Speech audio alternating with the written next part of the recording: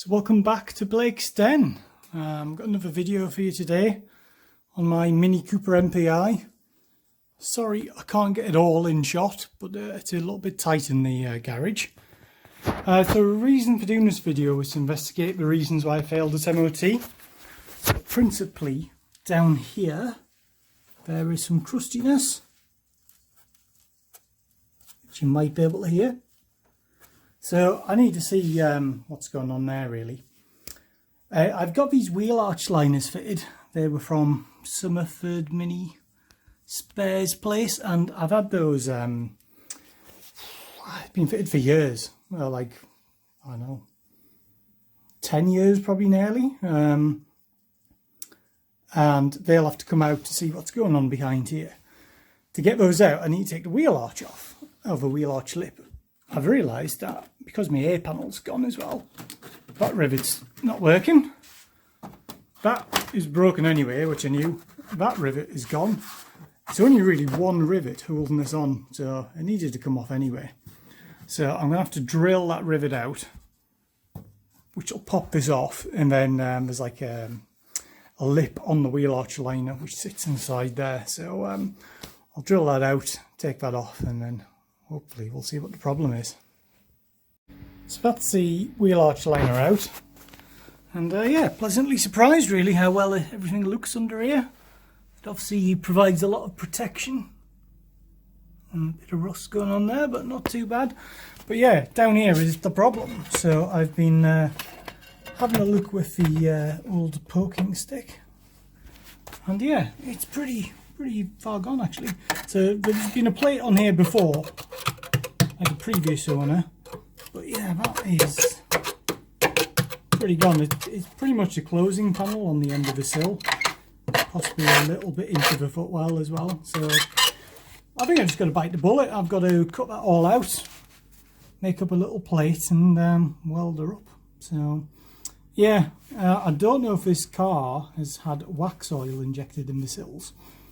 If it has, then that poses quite a risk with welding and oil and wax, and it doesn't like it. So I think I'll take my air saw to this, trim it and tidy it, and then hopefully I'll be able to see how big the problem is. And I think while I'm on, it'd be rude not to do that as well, fix that while I'm in the same area. So I'm just trying to work out how far that is gone, to be honest. Whether I need to replace this bit as well, or no, I think it's just beyond the doorpost. So oh well, all fun and games with minis. So right, let's get cracking.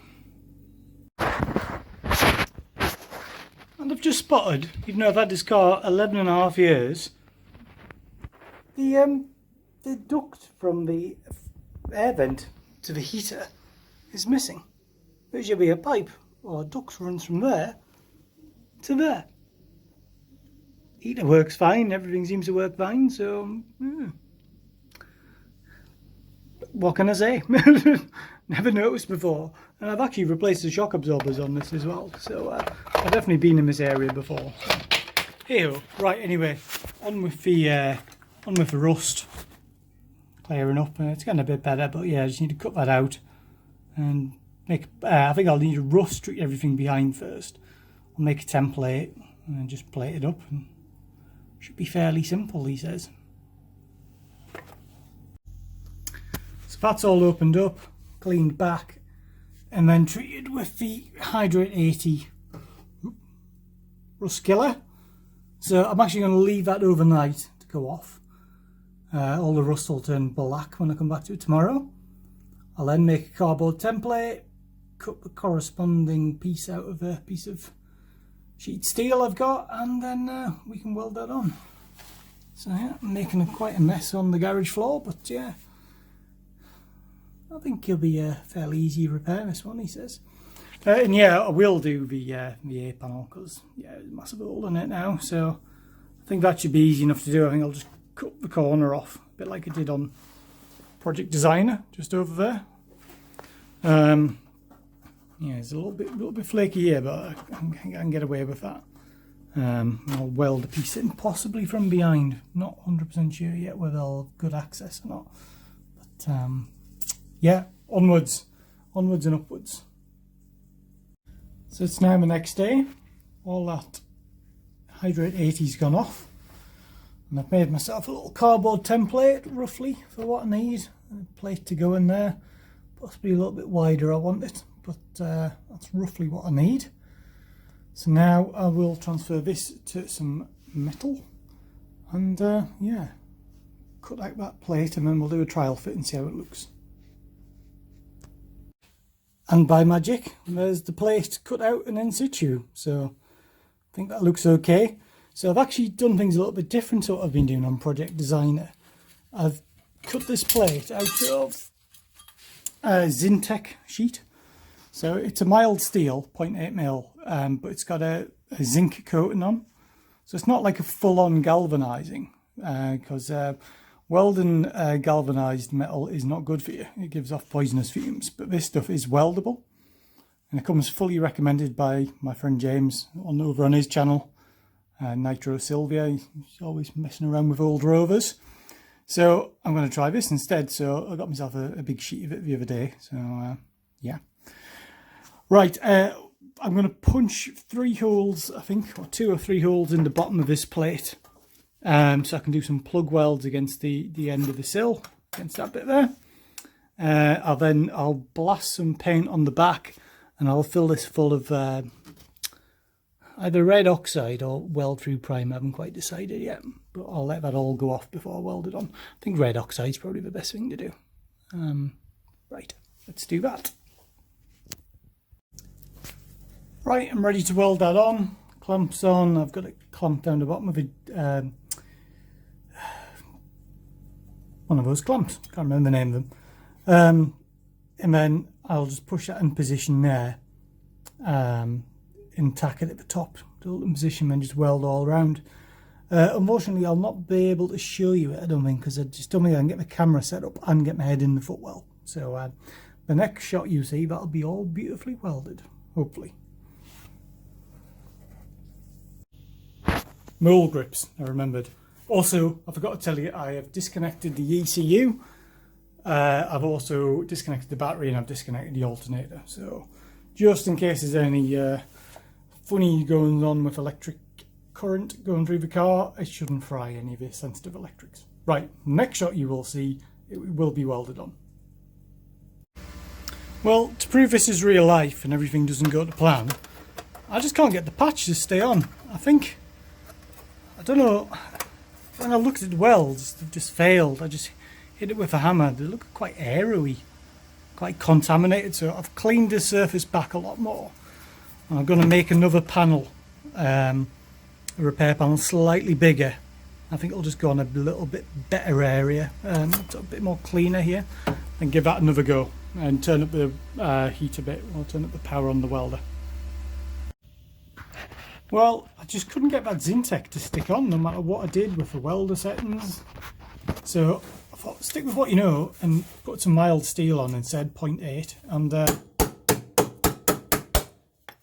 not going anywhere. So a little bit of tidying up to do. There's a little bit excess down here needs trimming off, and I got a bit of a dodgy weld up there, but yeah, it'll do. It's solid. Also, probably just need a radius that edge.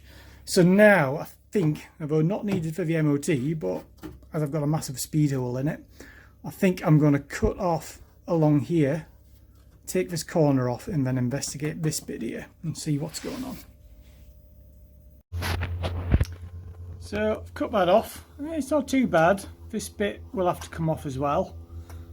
Ignore that bubbly bit, that was just me welding on my plate again. So I'm going to have to pick that bit off, cut that off, and then the A panel actually wraps around the corner area. So I'm going to have to, I think I'm going to have to take the door off just to get better access, and plus it'll prevent it from getting damaged when I weld. So yeah, pop the door off, get around here, I'll be able to pop the panel off, finish cutting it along here, then I'll cut the bit off the new panel and put that on. Sorted. Right, the door is off. fairly easy to get off.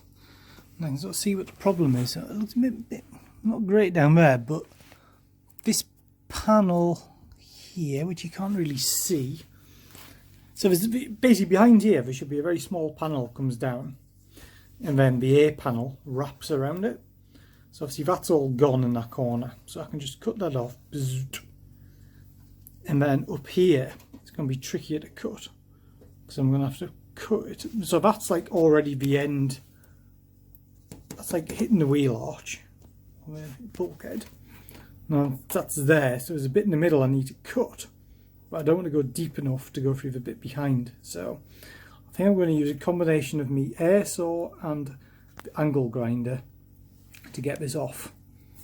And also as well, I need to be careful that I don't fill the car full of sparks, so I'm bored here or something like that. So right, let's see what we've got then. Right, I think we're winning. So I've made this little panel here again out of 0.8 mild steel. Actually was an offcut of part of the floor, or inner sill, sorry, the new inner sill for Project Designer. So I'm going to put that in there, welded up the edge, then that will form the frame which the A panel can then wrap around. Just spotted a rust patch there. That's not good. We'll sort that out before the door goes back on. Yeah, so I've just got to be careful welding this. You see, I've put a bit of card in the way to stop the interior getting set alight, but yeah, let's give it a dash and see what happens. Well, I feel like I'm winning at this now. That's in. Nice ground back edge. So next job will be to work out how much of this panel I'm going to use. Now, a smart person would probably use it all, but if I do that, I've got to repaint the whole panel, and I've also got to put on the coach line again. So I'm just going to use the bottom of it. I don't think I've had this panel about 8 years. That's how long I've been waiting to do this. No sticker on it. I don't know if it's a genuine heritage or what. I can't remember even now what I ordered, but basically I'm going to line that up on there, even there, trim it down, and then hopefully we should be able to weld it on, and I've got a cunning plan for that.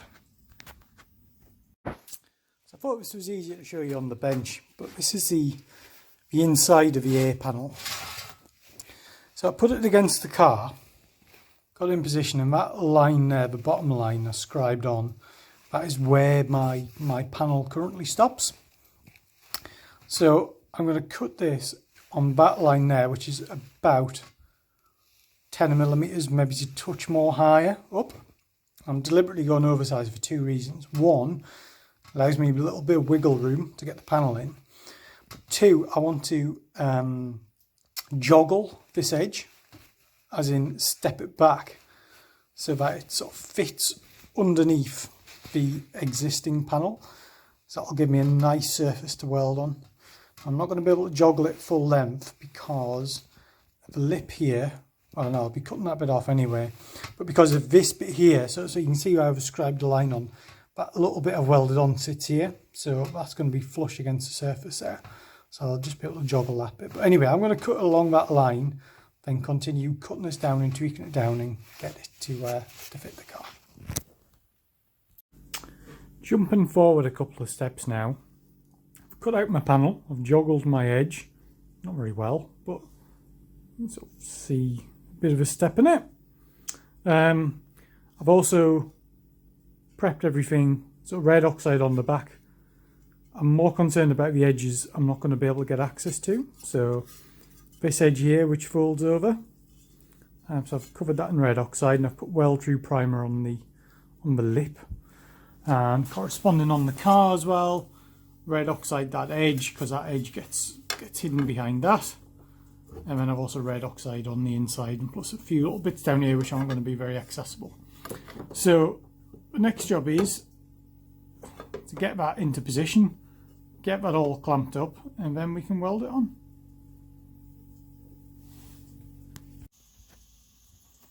That's clamped into position there. Fairly happy with it. The gap is a little bit bigger than I want it to be, but see if it has an opportunity to let me get a good hot weld in there. So what I've been doing, I've been resting that straight edge and just checking the alignment that way.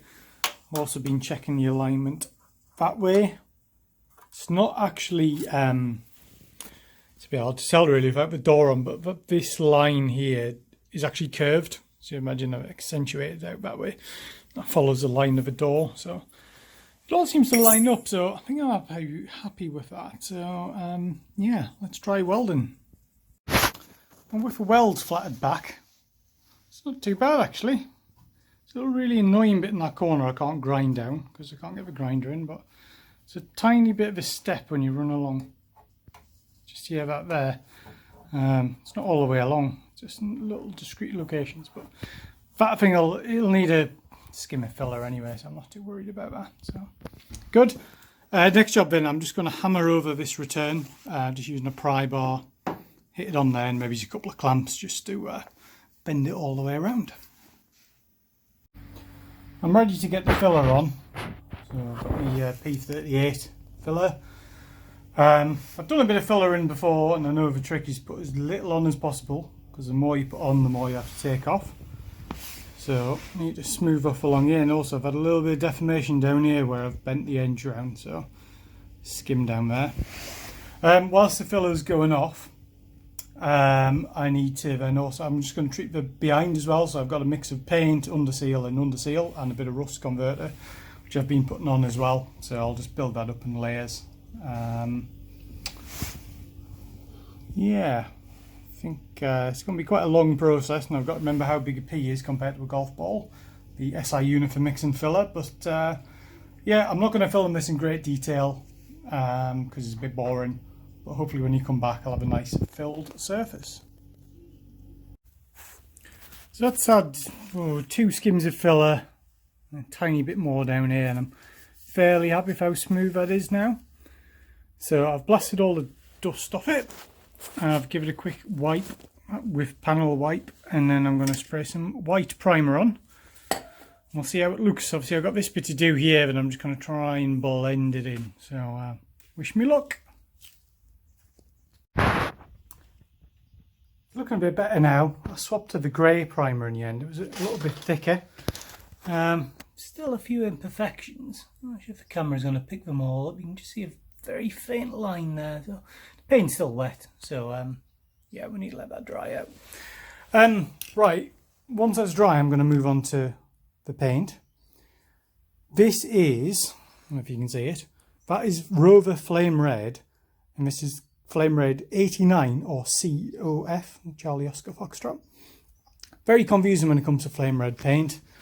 There is 2 versions of Flame Red. There was an original version used by British Leyland in the 70s, and then they changed the colour of that when the Flame Red Special Edition was launched in 1989. And I know that mine is being sprayed Flame Red 89, which is code COF, because I've got a tin of it which came with the car. So yeah, I've just got an economy size rattle can, so I'll give that a few coats once that primer's gone off. Might have to flatten it down again just between before I put this on, just to make sure I've got no runs in it. Well, that's 3 coats of red on. It's not looking too bad actually. I think it looks better on a coat has gone on there, so it's a bit wet. It's colour match wise is pretty good. A little bit of blending in. I'll need to do a bit of T-cut on that wing, but it's not the world's best job. You can see it's not perfect, but it's a lot better than it was, which was a big hole in it. So I've got plenty of time to sort that out in the future. Focus now is just to get it through its MOT. I didn't really have to do that now. I just had to fix the sill. So I think we'll leave it as that for now. We'll get it all back together, get the door on and see how it looks.